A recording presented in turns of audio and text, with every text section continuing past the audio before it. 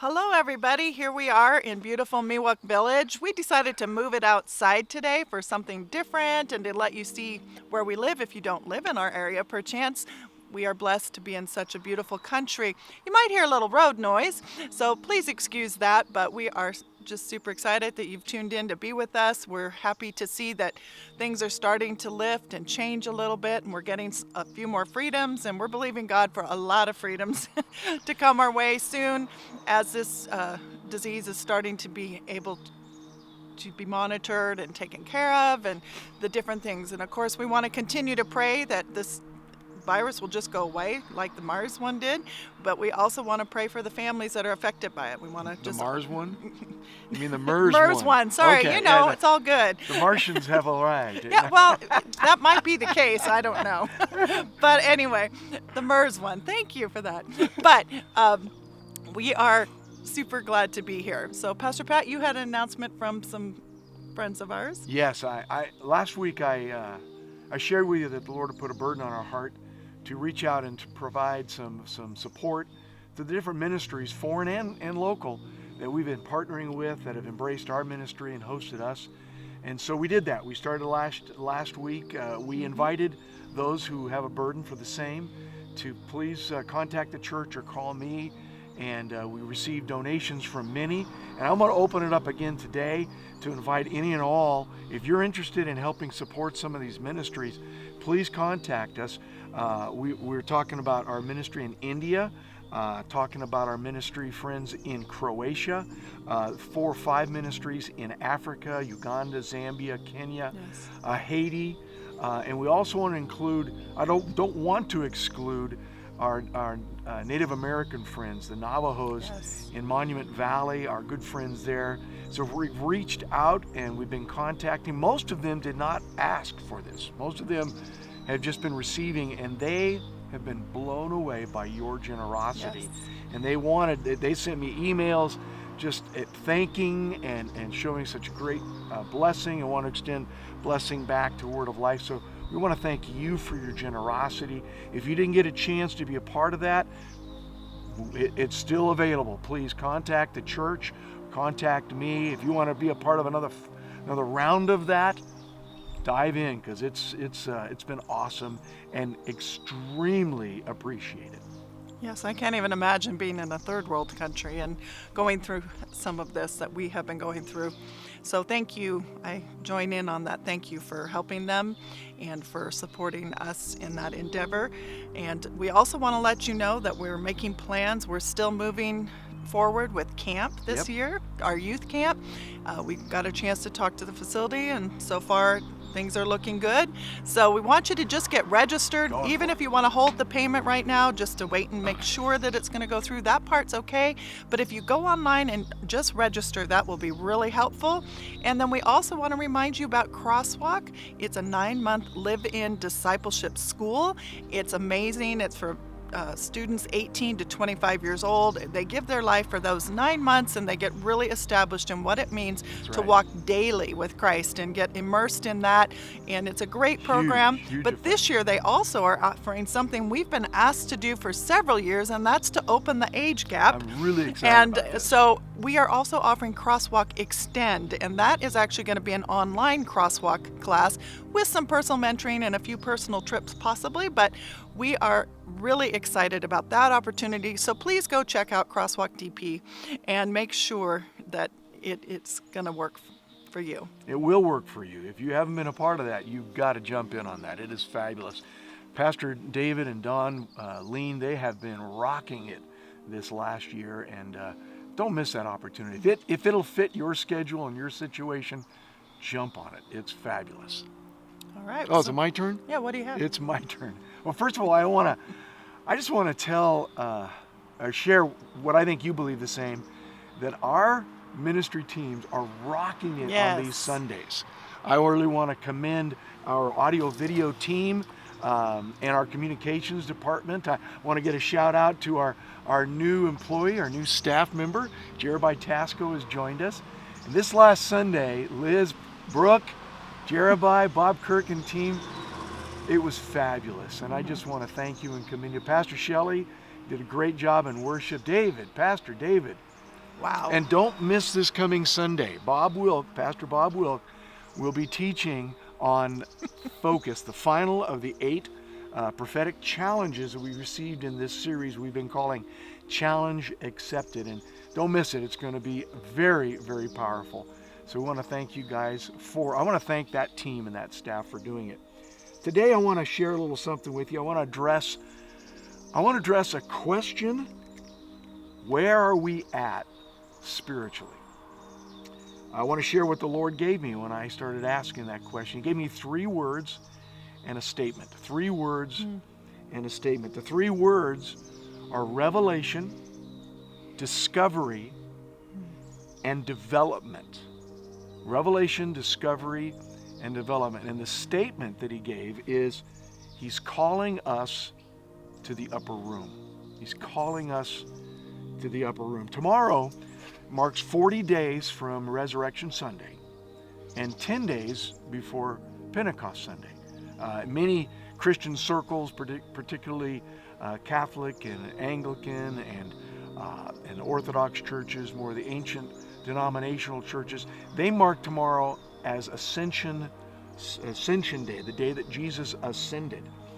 You see, Pentecost, which refers to 50 days, that's what the word in Greek means, 50 days. It was originally called the Feast of Weeks. It was a part of the feast system, the celebration system that God instructed Moses to teach the children of Israel. And they've been celebrating it for over 1,300 years. These different feasts. The middle feast in late spring, the Feast of Weeks called Pentecost. So actually Pentecost was a major historical event long before the disciples decided to gather in the upper room. And what we're celebrating tomorrow, the Ascension Day, Jesus, right before he ascended, he turned to his disciples and he said, "Behold, I send you the promise of the Father." And he says, "Tarry you in the city of Jerusalem until you are endued with power from on high." So again, we see that the children of Israel, or shall I say that the disciples and the followers of Jesus, 120 of them, they returned to the city and they went into this upper room. Tradition says that's where they celebrated the Last Supper. And they stayed there. I'm sure they came and went to some degree, but they dedicated the 10 days from his ascension to this day of Pentecost to watch and wait and pray, and to pray and to wait. We're at a spiritual crossroads right now. So where are we at spiritually? God's calling us, just like them, to the upper room. Now these 3 words, revelation, discovery, and development. Where are we in those 3? Each of those words represent a phase of our Christian experience. And God is challenging us, where are we in that? And as he gave me those words, I sensed immediately the illustration of the gold rush of California. Many of you know, but in the mid-1800s, gold was discovered here in the Mother Lode, in the foothills of California. And people around the world heard about the gold and generally knew where to find it, the hills of California, the revelation phase. Gold in California, the revelation phase. Many, but not all, fewer still, they came to find it. They sold all, they took great sacrifices, traveled to California from all over the world to discover this gold, the discovery phase. Many, but not all, fewer still, continued the discovery phase to the process, to the mining of the gold, to the refining of it, to put the gold to its usefulness. The development phase, revelation, discovery, and development. You see, gold, forever valued by the human race since the dawn of man, because of its beauty and because of its inertness.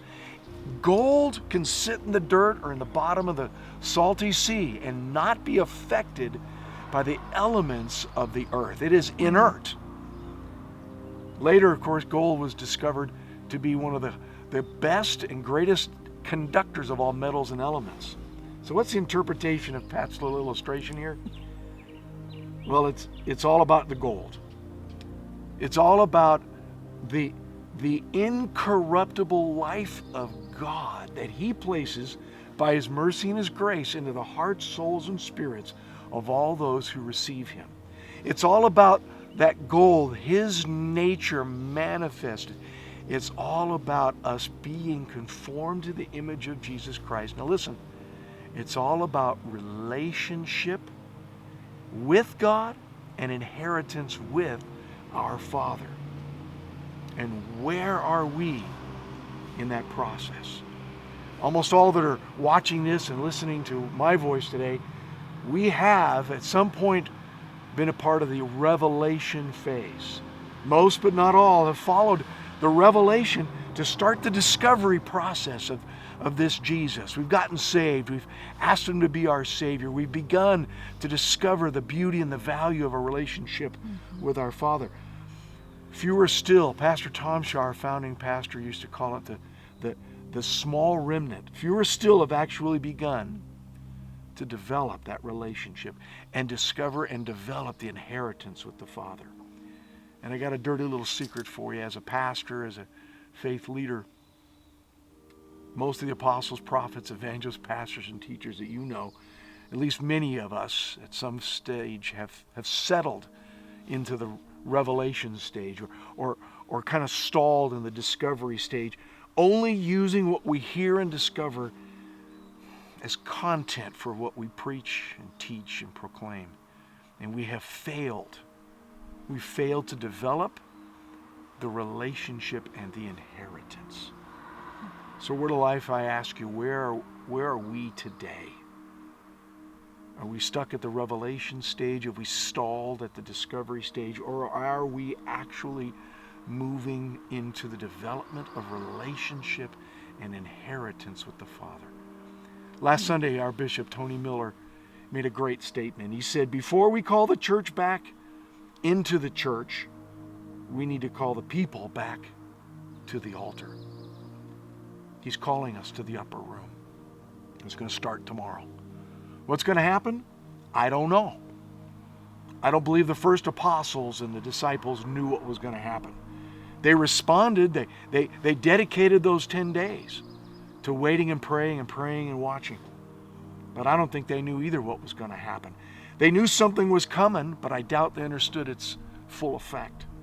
What had happened to them in the days and the years prior, what had happened to them and was happening at that moment was totally unprecedented. That ring a bell? So what's going to happen? I don't know. But I do know, I think it's going to be very big. We may not even feel it. We may not even sense the flames on the top of our head or the heat from the Spirit. We may not even feel it because it's bigger than our feelings. I don't know about you, but I found that some of the biggest things that ever happened to me, I didn't even recognize how big they were until I looked back at a later date. So don't be surprised if you don't feel it, but let me challenge you. Get involved. Be a part. Let's move beyond the revelation. Let's not get stalled at the discovery. Let us dive into the development. The Lord's been challenging us. These previous weeks, the Lord's been challenging us to come unto Him, to exchange yokes, to find our peace in Him, to find our satisfaction in Him and Him alone. In short, to seek Him, to pray. Paul said in 1 Corinthians 1:8 and 9, he said, He will keep you strong to the end, so that you will be free from all blame on the day when our Lord Jesus returns. Verse 9 says, God will do this, for He's faithful to do what He says, and He's inviting you and me to partner with His Son. If we'll come, He'll do it. So let's take the next 10 days. Let's go into the upper room. Let's really focus on meeting with the Lord over these next 10 days. Let's follow the revelation through the discovery and do the development for you and I. Let's go to the upper room. That's awesome. The Lord has really been challenging us all during this time. And as we were approaching coming up on Pentecost, God began to put it in our hearts to actually call a 10-day prayer time for each and every family to gather with your family and actually pray into some of these things about our development, about the revelation. So we're going to be sending something out via email to our church family. If you want one and are not part of our e-blast system, feel free to email us and we'll send it to you. But we want to pray because we believe that God is using this pandemic situation. He is allowing it to bring his people into a place with himself. And just like when Jesus left the earth to go be with his Father, and he challenged the disciples to gather and to pray and to wait. That's what we want to do in this next season as we are waiting for a release, because we believe God's going to release something in the earth greater than the COVID-19 virus, something that is just as invisible but just as powerful. That's right. But it's going to bring life, not death. COVID-19 comes from the enemy. He brings death, but God's going to release life into the earth, and that's what we want you to come and join us and pray about, being part of that and about being part of the people who are going to bring that life to people and spread it. Just like COVID is being spread, we are going to spread it. So come join us, be a part of it. We're going to start tonight on our prayer call. So if you will call into the number below here and join us. If you don't have a Zoom class, then just call in and join us. This is going to be powerful. We want to hear all of your voices on that Zoom call tonight. So please call. Thanks for being with us. We appreciate you. We love you. We're believing God for great things. It's going to go viral. Be a part of it.